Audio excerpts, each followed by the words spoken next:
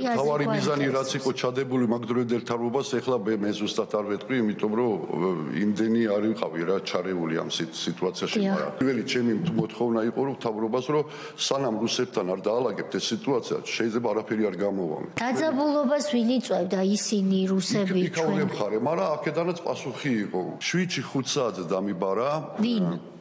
პრეზიდენტმა მიშა სააკაშვილმა. მაშინ უკვე აი პოპოვის კონფლიქტი იყო და ჩურჩიევთან შეხვედრა ვერ მოახდინეს იქ არა და ესე მითხრა რომ დღესო აი ხლა ჯობიაო ეხლა მეც განცხადებას ვაკეთებო რა რომ დავამშვიდოთო სიტუაციაო იქნება და თქვენს გააკეთოთო მიმართვა იმ ოსეთის მიმართ თუ რამე დღეს კიდე დარღვევა მოხდებაო ეგრე უნდა შევიდეთ უკვე რა მაშინ ну, ეხლა მეთქი. ამას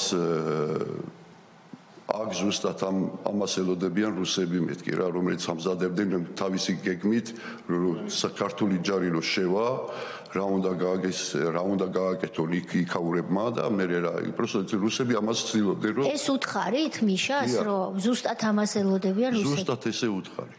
რა გიპასუხათ? ყველაფერი შეთანხმებულია უკვე არ მიგეშინიაო და ყველაფერი შეთანხმებულიაო? ხო. ვისთან არისო შეთანხმებული? აი ახლა